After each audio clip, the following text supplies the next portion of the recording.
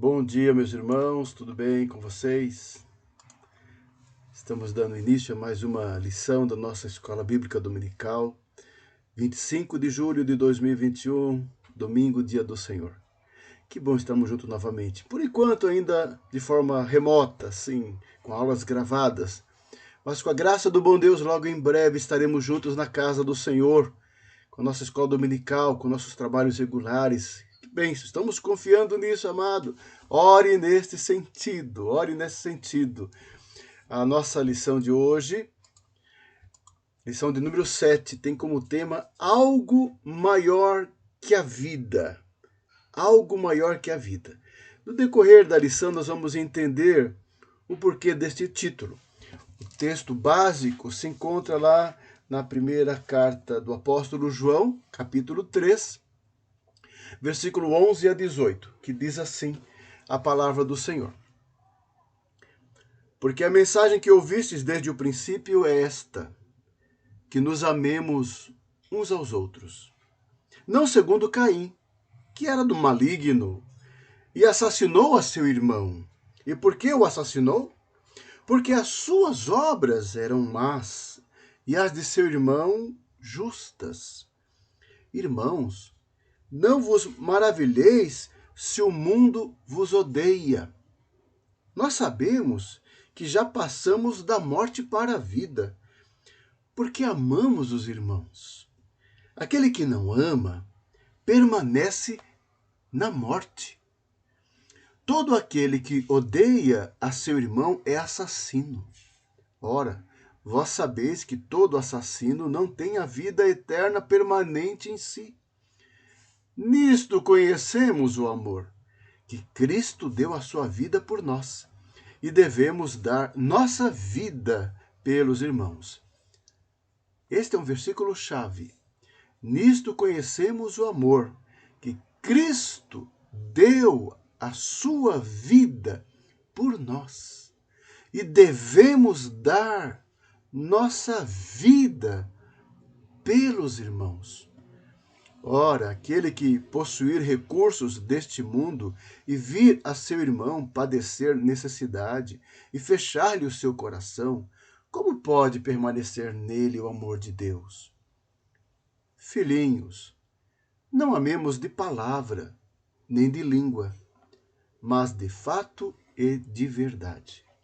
Que Deus nos abençoe no estudo da palavra do Senhor nesta manhã, meu irmão. Que Deus fale ao teu coração e ao meu coração. Amados, momentos de grandes catástrofes são muito dolorosos, mas eles geralmente estão relacionados a notáveis atos humanitários. Bom, nós vamos abordar isso na lição. Há alguns anos atrás tivemos aquela barragem de Brumadinho, uma tragédia nacional, o meio ambiente trazendo tantas mortes, tanto sofrimento. Mas em meio àquela catástrofe se viu os atos de generosidade, os atos humanitários de pessoas se mobilizando em todo o país para ajudar as famílias. Sim, nas calamidades e nas catástrofes se levantam assim os heróis, os heróis. Como estamos vivendo uma época de pandemia mundial, com consequências tão drásticas na vida das pessoas, né? Na vida das pessoas. E mesmo nesta situação tão adversa, como é precioso acompanhar o depoimento desses heróis, desses homens e mulheres, em vários lugares, instâncias, instituições, nos hospitais, nas clínicas, nas ambulâncias, o corpo de bombeiros, os policiais, as pessoas se mobilizando para assistir à sociedade em meio ao Covid, em meio às mortes, às perdas, atos humanitários. Quantos heróis em nossos dias. Bom, vamos trabalhar esta manhã em algumas histórias que o autor da lição colocou. Uma das maiores calamidades da história da humanidade no século XX foi a Segunda Guerra Mundial. Segunda Guerra Mundial, que terminou o seu desfecho com a bomba atômica duas lançadas no Japão, Hiroshima e Nagasaki. Mas uma tragédia humanitária sem proporções, né? Sem proporções nós tivemos lá na Segunda Guerra. Em 1941, os japoneses, eles construíram um campo de concentração para onde foram levados os prisioneiros de guerra, os prisioneiros aliados, americanos, ingleses e e os países do bloco dos aliados, né, foram levados a esse campo de concentração porque para construir uma estrada de ferro.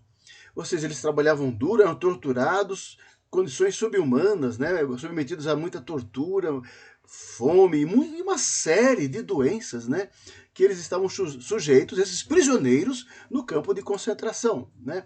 A taxa de mortalidade era altíssima, né, por conta de todas as difíceis condições de sobrevivência, né, tá? E esses prisioneiros eram, como eu disse, eram torturados, tinham que trabalhar pesado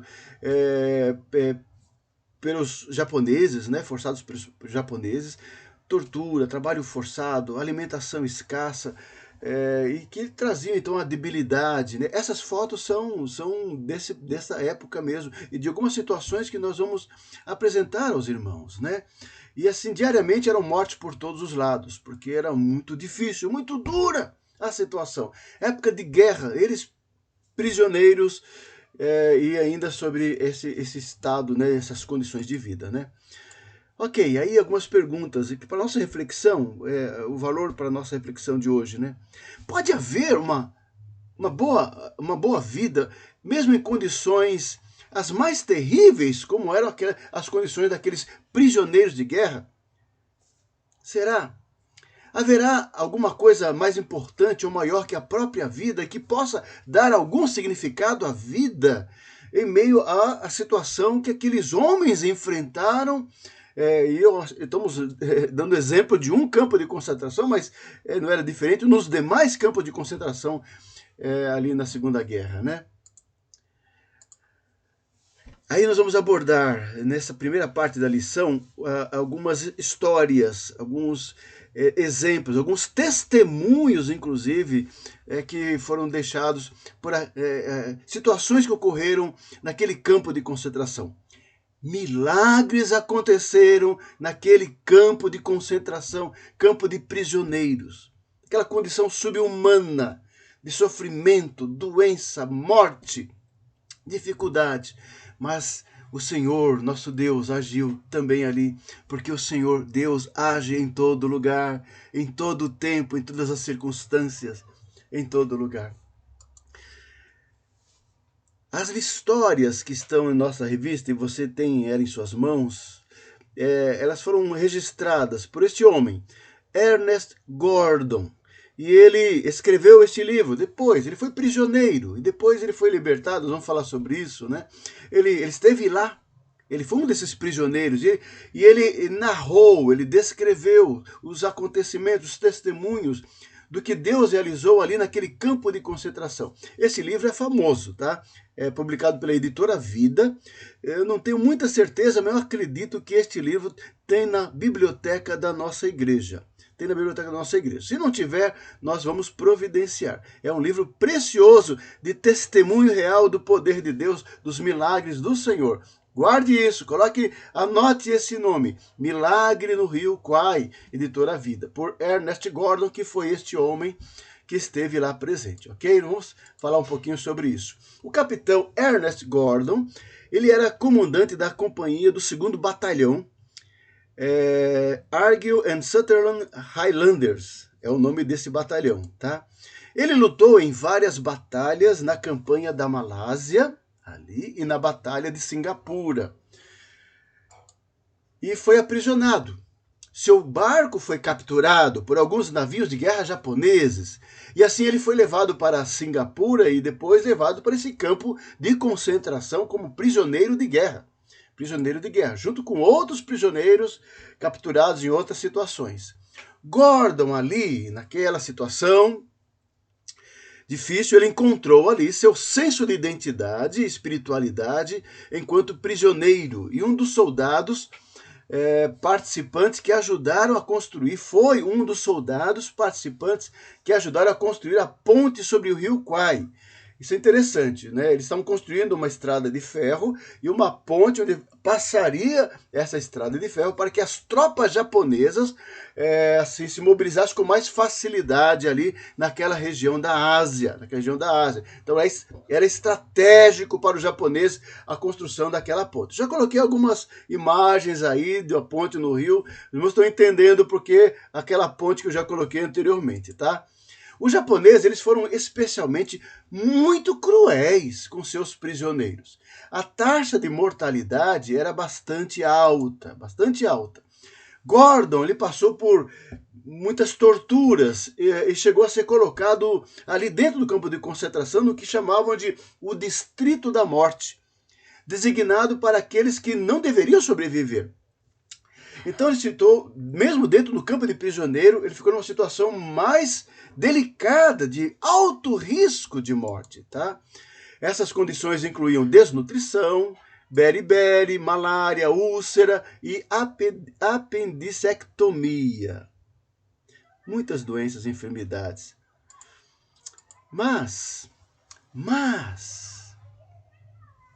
a graça e o amor de Deus presente na vida de homens santos, crentes, tementes a Deus, ali, naquele lugar abandonado no fim do mundo, um campo de concentração de prisioneiros de guerra. Mas ali haviam homens e haviam crentes. Então Gordon, ele foi tratado por 2 soldados especiais com cerca de 20 anos, mais ou menos. Um homem chamado Dusty Miller, um metodista, e Dante Moore, um católico romano, um cristão católico romano. E esses 2 homens cuidaram de Gordon, trataram do Gordon. Os 2 deram assistência 24 horas por dia, cuidando do seu companheiro adoentado, enfermo. Eles ferviam trapos, limpavam e massageavam as pernas doentes de Gordon todos os dias. Que cuidado! Que amor! É o amor de Deus, só o amor de Deus na vida de pessoas assim, somente, né? Para a grande surpresa de todos, Gordon sobreviveu. E como consequência, muitos prisioneiros de guerra, os companheiros na prisão, experimentaram então um renascimento de fé e esperança de vida. Ou seja, a experiência de Gordon, a vitória de Gordon, a recuperação do Gordon foi uma motivação para todos eles, né? Gordon era até então, um agnóstico.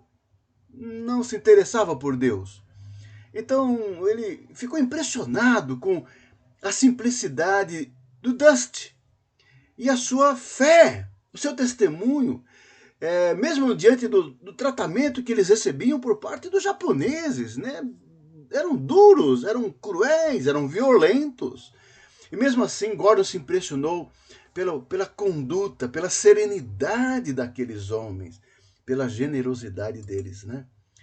Dusty foi aquele que não perdeu a sua fé também e nunca enfrentou com raiva o tratamento cruel que ele recebia dos japoneses. Eles eram diferentes. Eles se comportavam de uma forma diferente, mesmo no ambiente terrível. Eles eram crentes e firmes. Em uma surpreendente reviravolta nos acontecimentos, Gordon, ele não somente superou aquela enfermidade, aquela dificuldade, ele sobreviveu à guerra e foi solto, né? Foi libertado. E após a sua libertação, Gordon buscou saber notícias sobre os seus amigos, né? O que aconteceu com eles. Aí ele descobriu que 2 semanas antes do fim da guerra, Dusty, um dos seus companheiros, um daqueles que cuidou dele, ele foi crucificado por um guarda japonês. Foi crucificado por um guarda japonês que estava irado e frustrado com a calma como ele agia diante das dificuldades. Então a revolta desse soldado, a ira foi tão grande que matou o rapaz. Matou, crucificando. O outro companheiro, o Dante, a quem Gordon cuidava e admirava profundamente, ele morreu quando os aliados afundaram o seu navio de transporte de prisioneiros sem identificação. Morreu também, de uma forma tão trágica. Os dois companheiros, duas pessoas que Deus usou em sua vida. Duas pessoas que Deus colocou na vida do Gordon. Duas pessoas que Deus usou para transformar o coração do Gordon. Tá? Bom, nós vamos voltar à história do Gordon ainda, tá? O cuidado de dois homens por um prisioneiro que estava prestes a morrer despertou no campo de concentração um forte sentimento de solidariedade que se espalhou rapidamente em todo o campo. Então, aquele gesto, aquele ato de amor, né, de altruísmo, de generosidade, de desprendimento daqueles homens em favor de um companheiro, isso mexeu no coração de todos eles. Então, os demais prisioneiros procuraram ajudar um ao outro. Um camarada ajudando o seu parceiro, o seu companheiro, cada um cuidando, vigiando do bem-estar do outro. Foi uma corrente de solidariedade e cuidado, um cuidando do outro no ambiente de morte, ambiente de tortura, ambiente de luta pela sobrevivência. Então vamos contar. Na revista está o nosso autor, citando, né, as experiências do Gordon no seu livro, ele ressalta algumas delas. Vamos lá. Primeiramente, a história de um soldado chamado Angus. Vamos lá. O companheiro de Angus, lembra-se que eles começaram a ajudar um ao outro, cuidar um do outro? Pois bem, o companheiro do Angus, McLivery, ficou extremamente doente. O seu companheiro ficou muito, muito doente. Todos achavam que ele ia morrer, que ele fosse morrer. Mas Angus começou a dar a sua própria comida ao seu parceiro, seu companheiro. Cobriu o seu companheiro com o cobertor, o único cobertor que ele tinha, ele cedeu para o outro. O seu alimento passava para o outro, o seu cobertor começou a cuidar assim do outro. Como resultado, então, esse companheiro, o amigo do Angus, ele melhorou, ele se recuperou e venceu a enfermidade por causa do cuidado que seu amigo lhe deu. No entanto, infelizmente, a fome tomou o próprio Angus. Ele ficou debilitado, né? Debilitado, e com isso veio a enfermidade. Então, aquele homem que outrora era um homem forte, um homem robusto, ele não aguentou, ele sucumbiu. Irmão, o ambiente de guerra é um negócio assim, inimaginável, inimaginável. Nós não sabemos, graças a Deus, nós não sabemos o que é isso. Então, naquela situação extrema, extrema de morte, de fome, de dificuldade, o Angus morreu. Ele deu de si mesmo para ajudar o outro. Com a sua vida, o nosso autor coloca muito bem, Angus, ele ilustrou o ensino de Jesus, conforme está lá em João 13:34. Diz assim: novo mandamento vos dou, que vos ameis uns aos outros, assim como eu vos amei, que também vos ameis uns aos outros. Assim, de uma forma efetiva, verdadeira. João 15:12, Jesus disse, meu mandamento é este, que vos ameis uns aos outros, assim como eu vos amei. Certamente, Angus, ele ilustra muito bem o ensino de Jesus de dar a sua própria vida e amar o seu próximo. Uma outra história muito interessante, contada na revista, e uma citação do nosso livro, que depois eu estimulo você a adquirir e a ler. A história do soldado australiano. Um tempo depois, um soldado, também prisioneiro, australiano, ele foi pego tentando comprar remédio para o seu companheiro, que estava doente. Ele foi rapidamente julgado por causa disso, por tentar ajudar e comprar remédio. E foi sentenciado à morte. Na manhã da sua execução, foram chamados todos os guardas japoneses para observar a cena, porque era didático para eles, né? Era a demonstração do poder através do medo, do terror. E os prisioneiros, os demais, também foram chamados para testemunhar a execução daquele rapaz. O próprio comandante, oficial, chefe do rapaz condenado e o capelão também foram colocados lá como testemunhas da sua execução. Os prisioneiros notaram então que ele estava muito calmo e, sem temor, ele andou até o local da sua execução. Quando foram ordenados a parar, o oficial comandante e o capelão foram colocados de lado, né? Ou seja, ele foi deixado no local exato da sua execução, da sua morte. Sozinho, apenas com seu carrasco, né? Seu algoz de espada em punho. O australiano, então, esse rapaz, retirou do seu bolso um Novo Testamento. Um Novo Testamento. Retirou do bolso um Novo Testamento. Homem crente, temente a Deus. Ele leu uma passagem para si mesmo, lábios mexendo, sem som. Terminou a leitura, devolveu ao bolso o Novo Testamento. Vendo o olhar perturbado do capelão, ele gritou: anime-se, não é tão ruim assim. Eu estarei bem. Que bênção! Somente alguém verdadeiramente convertido, um crente regenerado, pode ter uma atitude como esta, mesmo em face da morte, da sua execução.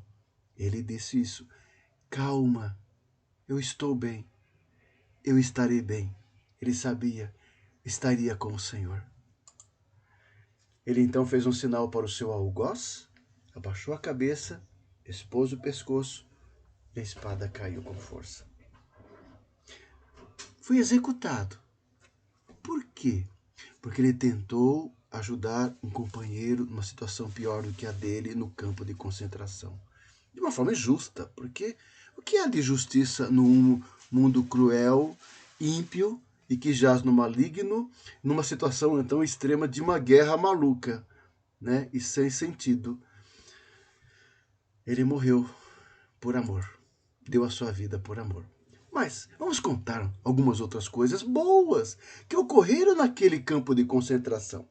A história de professores e cientistas que havia entre eles, entre os prisioneiros de guerra, haviam pessoas, aqueles soldados, eles foram recrutados da vida civil. Alguns eram professores, eram botânicos, outros tinham atividades diversas, eram músicos, né? Então, e eram soldados, estavam no campo, na guerra, e foram presos, estavam ali. Então, entre o grupo haviam cientistas, incluindo botânicos, químicos, até médicos. E eles começaram, então, a explorar, a examinar a flora da região, daquela localidade onde eles estavam no meio da mata, juntando plantas, frutas, com propriedades analgésicas e anestésicas, no sentido de ajudar os seus companheiros doentes. Não havia remédios à disposição. Então eles, com o conhecimento que tinham, a experiência que tinham, então foram à luta, naquela adversidade, foram buscar soluções para minimizar o sofrimento uns dos outros. Os remédios caseiros, então, eles tratavam da disenteria, das doenças de falta de vitamina e outros males tantos foram assim tratados com aqueles remédios caseiros preparados para aqueles homens. Na medida, então, que melhorava a saúde física dos prisioneiros, logicamente, aquela comunidade de presos, o ânimo deles voltava a melhorar também. Então, isso se expressou num desejo de aprender. Vejam só, as pessoas doando o conhecimento que tinham para melhorar um pouco dentro daquele contexto de guerra e de campo de concentração, procurar melhorar a qualidade de vida do seu parceiro.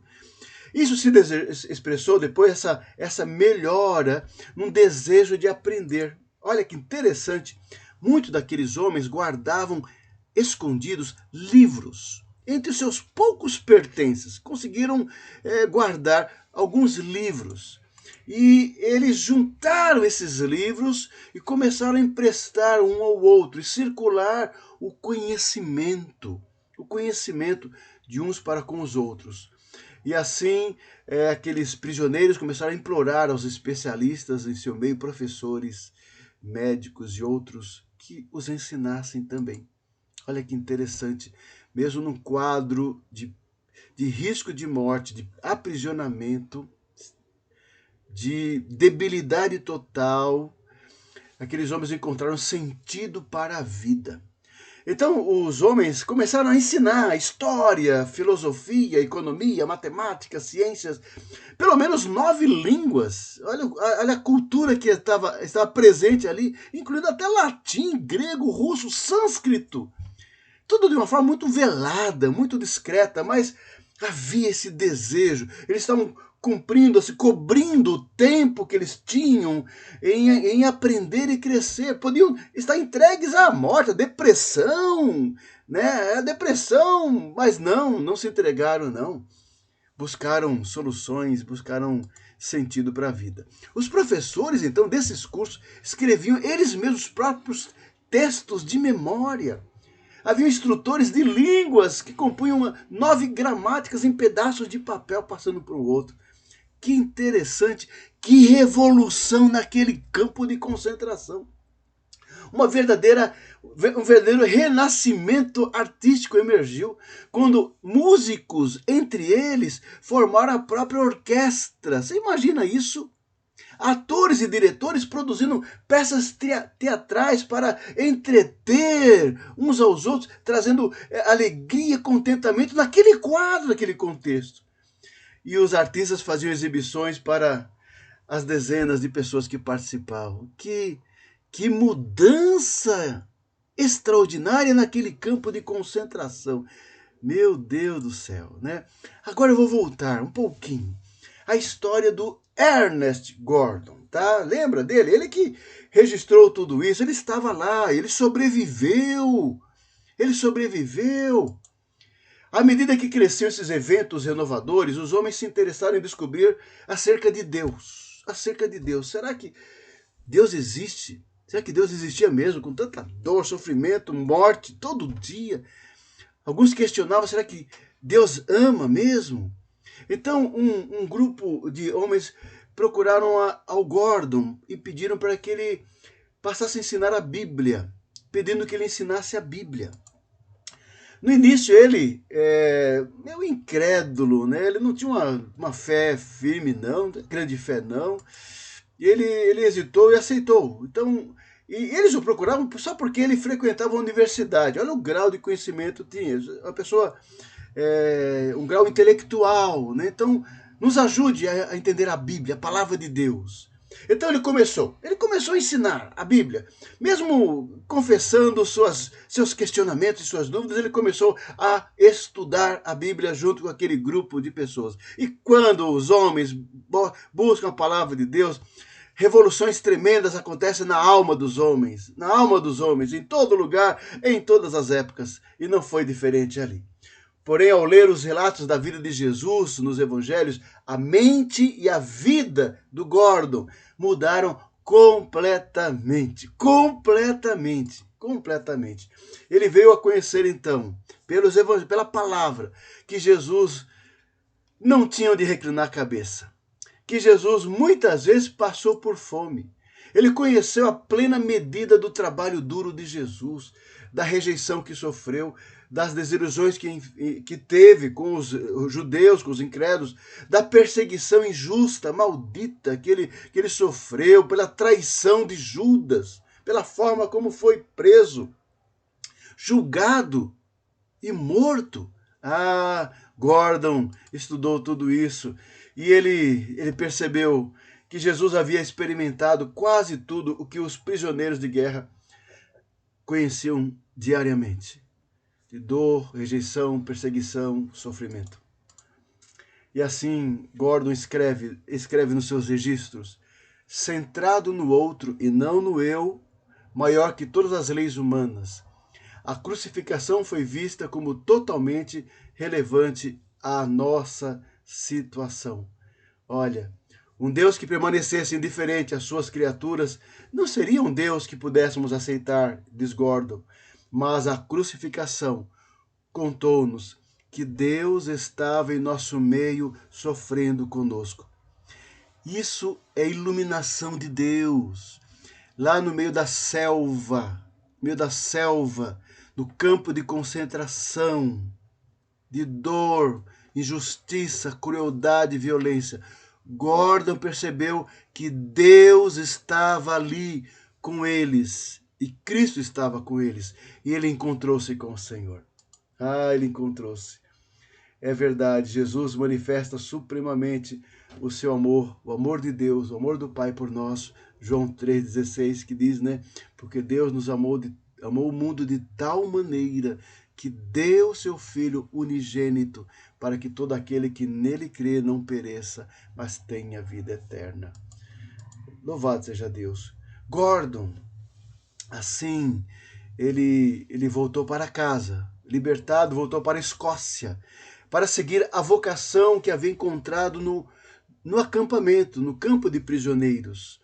Ele foi ordenado pastor, ministro da Igreja da Escócia, no ano de 1950. Olha que interessante. A Igreja da Escócia, basicamente, é a igreja presbiteriana, de teologia e governo presbiteriano.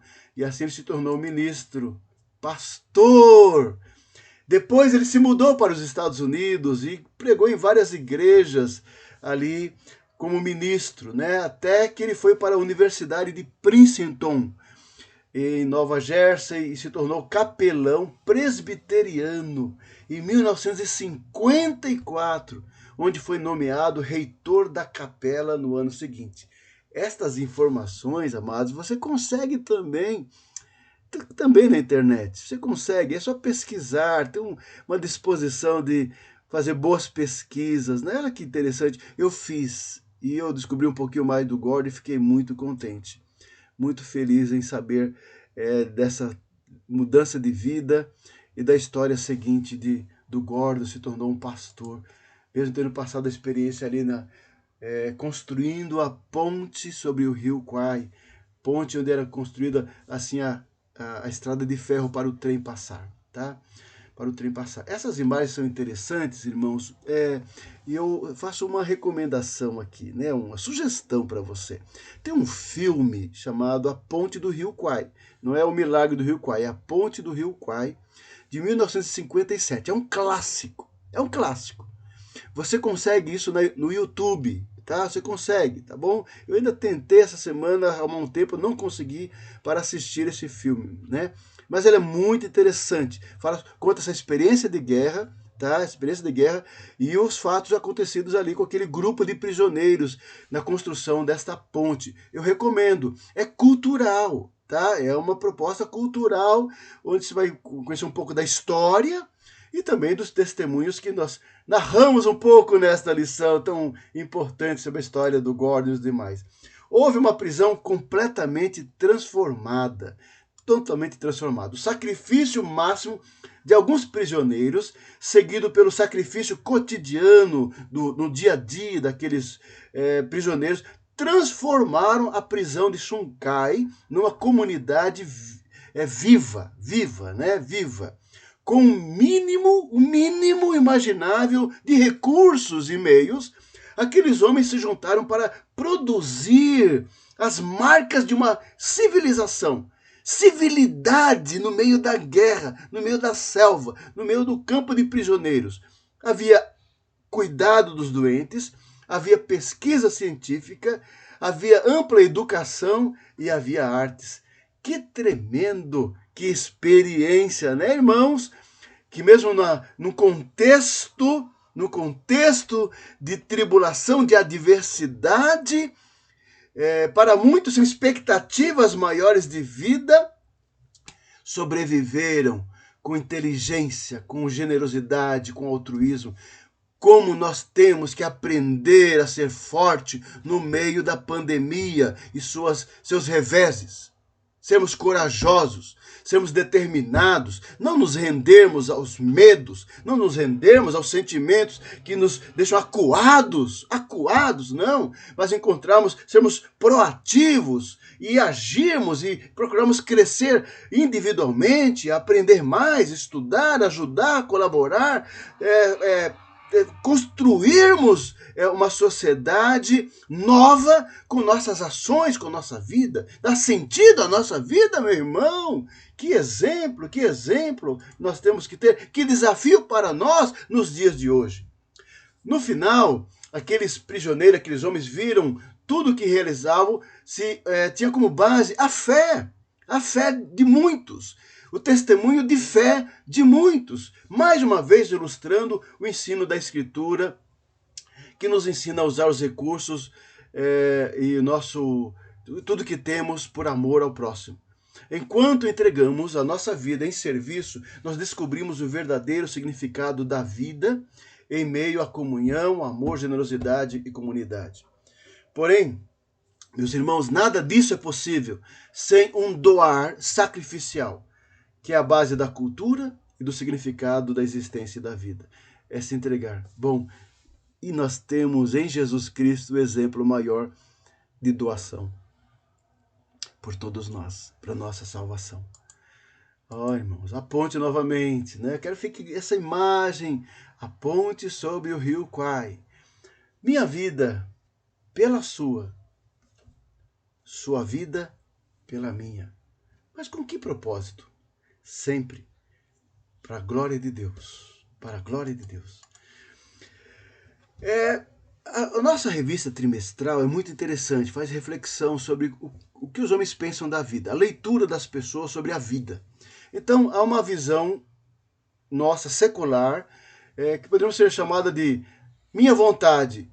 Certo ou errado, prevalece a minha vontade. É uma forma de ver a vida. As pessoas centradas em si mesma, é o nosso mundo, é o homem contemporâneo, centrados em si mesmos, a minha vontade, a minha razão, o meu querer, esteja certo ou não, é o que determina.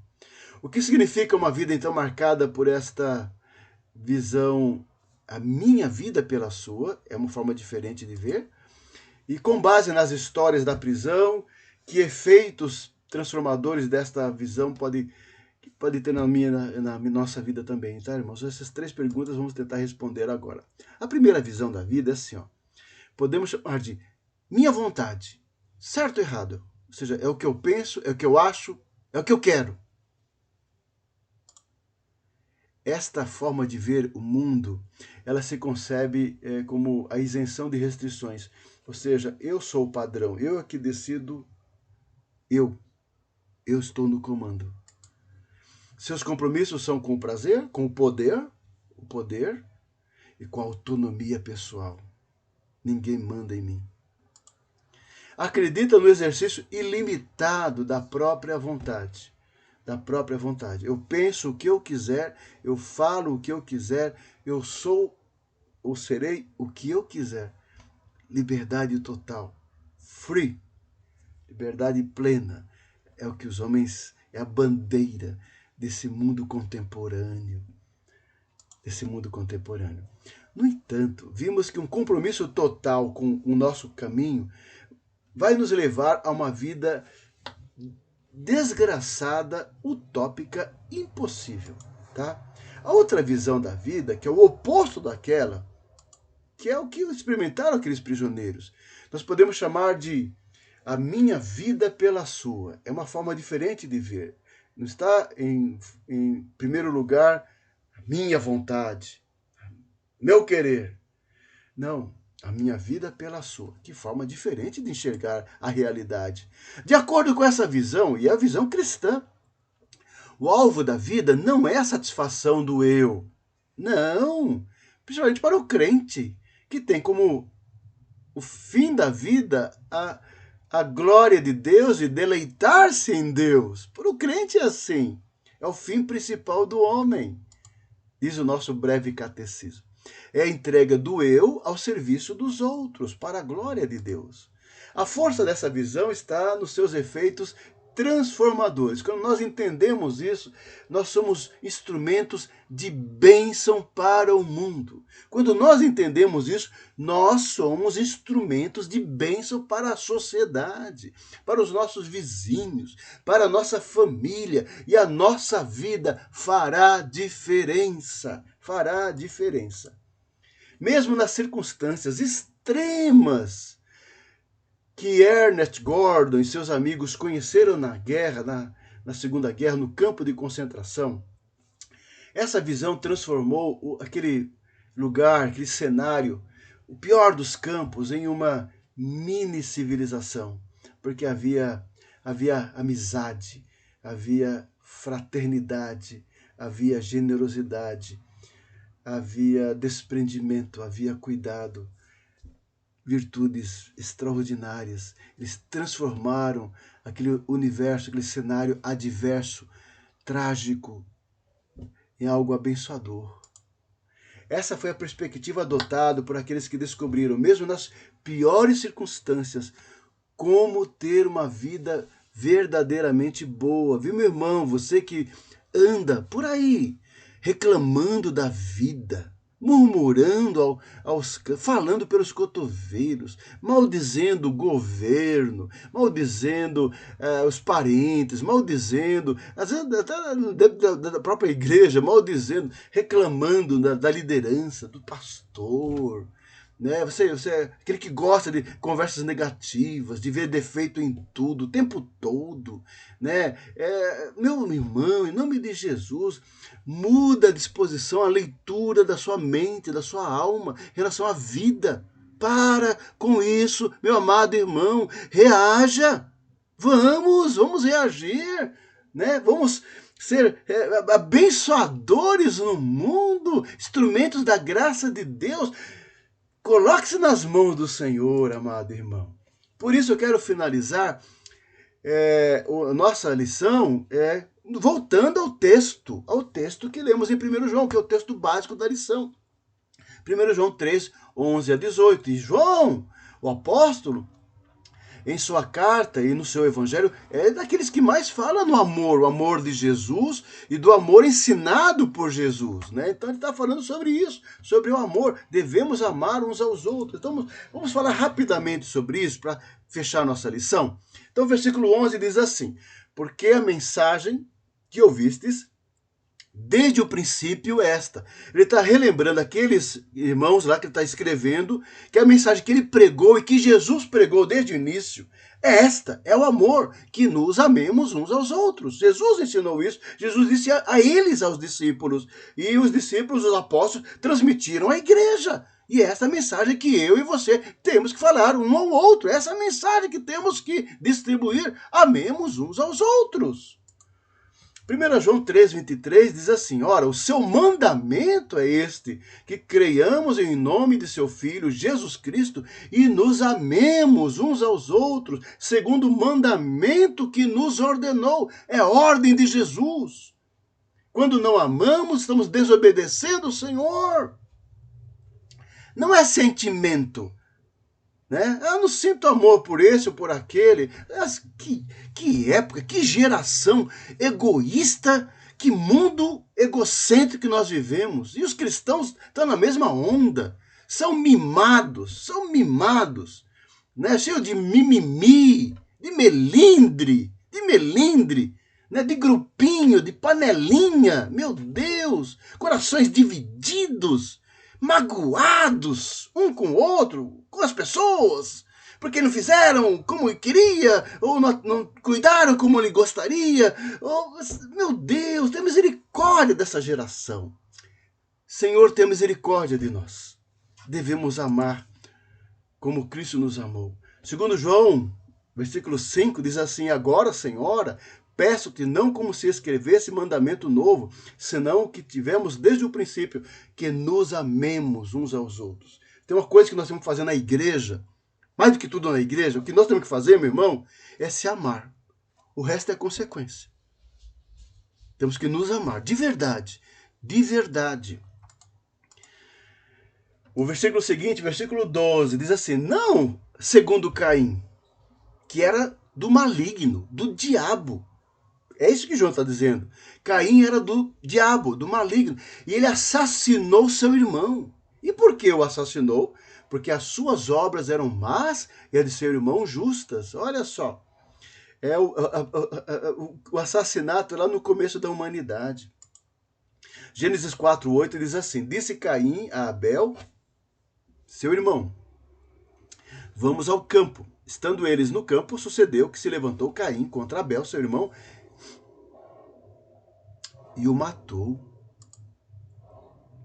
Hebreus 11:4 fala: pela fé Abel ofereceu a Deus mais excelente sacrifício do que Caim, pelo qual obteve testemunho de ser justo, tendo a aprovação de Deus quanto às suas ofertas.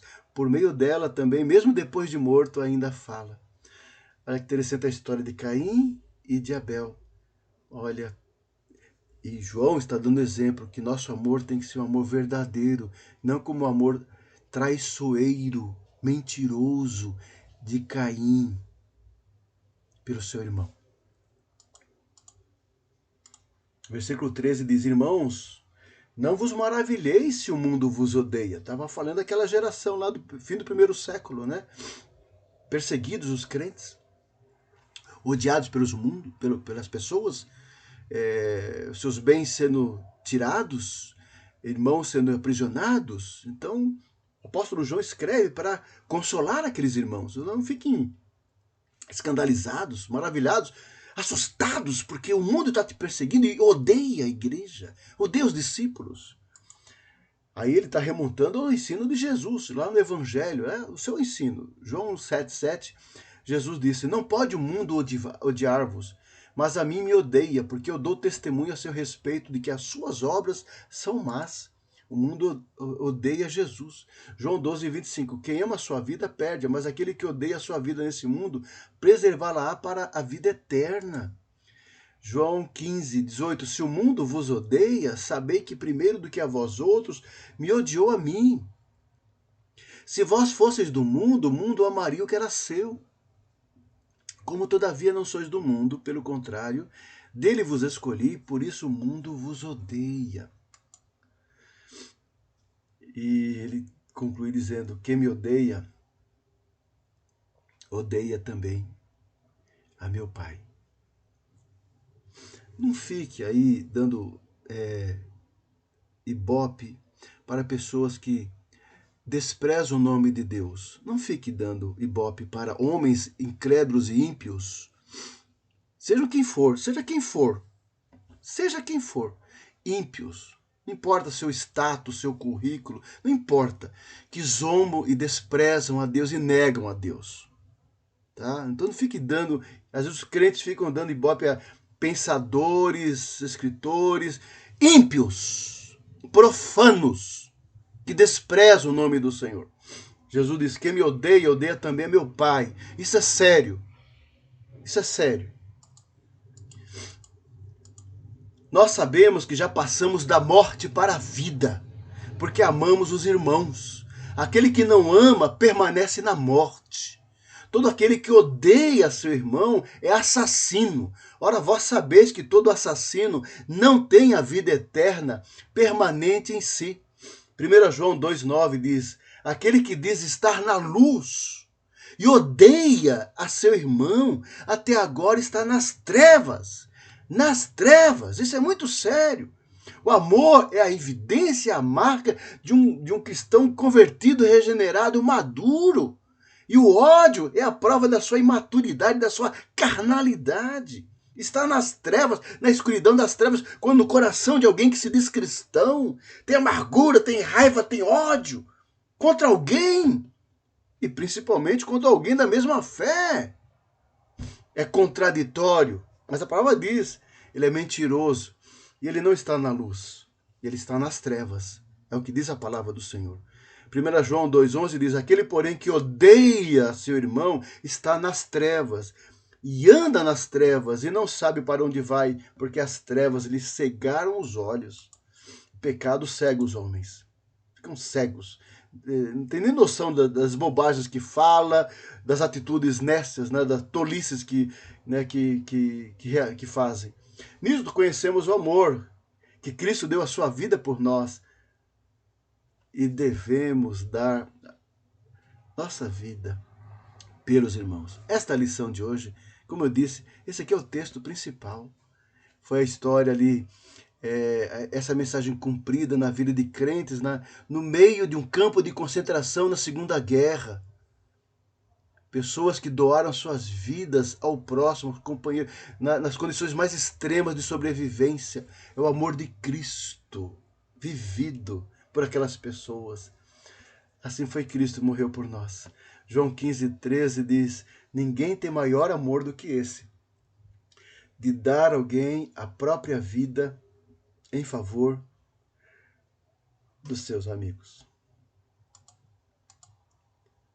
Aí, para finalizar, versículo 17 e 18, ele diz assim: ora, aquele que possuir recursos neste mundo e vir a seu irmão padecer necessidade e fechar-lhe o seu coração, como pode permanecer nele o amor de Deus?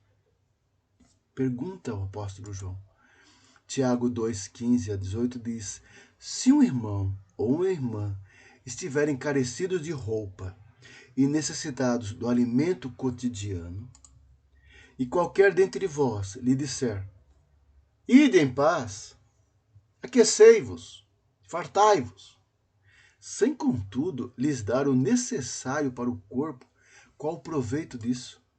Assim também a fé, se não tiver obras, por si mesma, por si só está morta, diz Tiago. Mas alguém dirá: tu tens fé e eu tenho obras. Mostra-me essa tua fé sem as obras, e eu com as obras te mostrarei a minha fé. É o argumento de Tiago. As obras de um crente acompanham a fé. São a evidência da sua fé. E finalmente o versículo 18. Filhinhos, então, não amemos de palavra, só de boca a boca, discurso, retórica, nem de língua, mas de fato e de verdade, com ações. João 13:34, já citamos: novo mandamento vos dou, que vos ameis uns aos outros, assim como eu vos amei, que também vos ameis uns aos outros. 15:12, meu mandamento é este, que vos ameis uns aos outros, assim como eu vos amei. E 15:17, isso vos mando, que vos ameis uns aos outros. Ordem de Jesus. Esta é a palavra de Deus, a quarta igreja nesta manhã. Para mim e para você. Isso vos mando, que vos ameis uns aos outros. Amemos de verdade. Cuidemos uns dos outros. Cuidemos uns dos outros. Nem estamos no campo de concentração, em situações extremas. Então nós podemos sim, você pode cuidar de mim, eu posso cuidar de você. Devemos nos amar e cuidar uns dos outros. Conclusão. A tentativa de sobreviver a qualquer custo não é o suficiente para uma boa vida nos olhos de Deus, que só pode ser alcançada quando entregamos nossa vida em serviço aos outros, ao próximo, para a promoção da verdade e para a glória de Deus. A vida só vale a pena se estivermos dispostos a morrer por algo maior que a própria vida. Ou seja, dar significado e sentido à nossa vida, amando ao Senhor e amando ao próximo, e dando a nossa vida pelo próximo e cuidando do próximo. Nessa lição aprendemos que a vida centrada em nós mesmos é apenas um modo de sobrevivência. Esse mundo materialista, as pessoas só comprando, construindo para si mesmas, vai deixar tudo aqui. Vai ficar tudo aqui. Essa vida voltada acaba aqui. Por isso que fica um vazio quando perde as coisas. É um vazio na vida, porque esse conceito materialista de vida não dá sentido nenhum para nada. As duras circunstâncias da vida podem fazer que sejamos apenas sobreviventes. Pessoas voltadas apenas à satisfação de nossas necessidades básicas. Ou seja, queremos sobreviver à pandemia e passar. Ok, mas há algo mais, além de apenas sobreviver à pandemia, mas fazer da nossa existência o instrumento da graça de Deus e abençoador na vida do próximo. Precisamos olhar para cima e enxergar que há coisas maiores que a vida, pelas quais devemos estar prontos a morrer. Vimos o exemplo daqueles homens no campo de concentração. Eu citei assim por cima o exemplo do médicos, enfermeiros, fisioterapeutas, atendentes, pessoas nos hospitais, na linha de frente, colocando-se em risco desde o ano passado. Os bombeiros, um exemplo à sociedade, e tantos outros agentes do bem. Podemos citar aqui os Médicos Sem Fronteiras, podemos citar a Cruz Vermelha Internacional, podemos citar tantas expressões de pessoas que doam a sua vida por causas humanitárias, dando significado e sentido. Para nós cristãos, temos uma motivação maior, a palavra e a glória de Deus. Então façamos isso, façamos o mínimo nisso, pelo menos para a nossa comunidade da fé. Sermos mais atuantes na igreja, mais presentes na igreja, para abençoar e ver a igreja crescer para a glória do Senhor, a igreja prosperar, almas alcançadas, famílias alcançadas, famílias edificadas. Vamos lá, meu irmão, vamos trabalhar com afinco, todos nós, para promover a glória de Deus em São Bernardo do Campo, através da quarta igreja, através do nosso ministério, em nosso bairro, em nossa cidade. Que Deus nos ajude e nos dê capacidade, iluminação e ação para isso. Amém? Que Deus nos abençoe, amado. Muito obrigado. Muito obrigado pela sua atenção generosa nesta manhã. Que a mensagem fique no teu coração. Que aqueles testemunhos de homens crentes lá no século passado, que numa situação tremenda, foram instrumentos graciosos para a conversão de vidas. Assim que esses exemplos e a palavra do Senhor encontre lugar no teu coração. E hoje, domingo do Senhor, já faça a diferença na tua vontade de servir, de adorar, de ir à casa de Deus logo mais à noite para cultuar, bendizer e glorificar o nome do Senhor. Fique na paz de Deus, meu amado. Tenha um domingo abençoado na presença do Senhor. Amém? Muito obrigado. Que Deus abençoe ricamente o seu dia, amado irmão. Que Deus abençoe sua casa com sua graça e bondade. Fique com Deus.